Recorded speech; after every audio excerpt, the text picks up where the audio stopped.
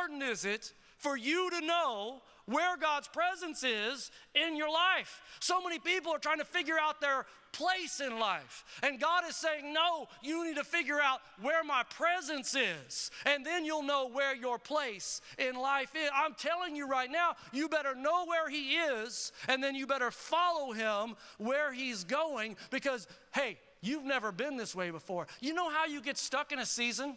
It's because you take the playbook that mom and dad ran when you were that age, right? You ever go to counseling, they're going to ask you in the first 3 questions, so how did your mom and dad, like how did they resolve conflict? How did that work out? They're going to ask you about the old playbook.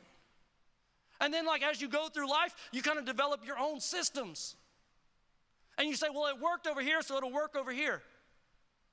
What pattern, what process was going to part the Jordan River and allow them to walk across on dry ground? Nothing. There was no point of information that was going to help Joshua.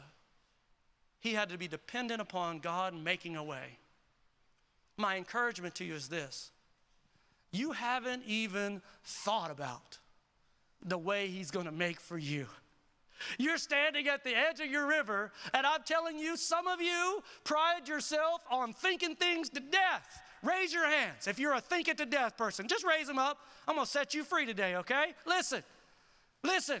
If you sat there with those people and said, you get 1,000 guesses how we're crossing this river tomorrow, not one of them was coming up with, well, the waters are going to part, and we're going to take that ark, and we're going to put it out there, and, we're just going to move across there in an orderly fashion. No one was coming up with that plan.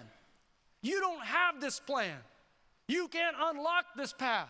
Only he can make the way where there is no other way. But the good news is you got stuff locked up inside of you because of past hurt, prisons that you're in, and you have never been able to move from that season to that season. You haven't been able to move from that side to the other side. And the reason why is you keep on depending on the old playbook that has worked great in a lot of areas. But I'll tell you this, you can't get to God's promised land without God's plan today. Not old information, today's inspiration, and it's customized.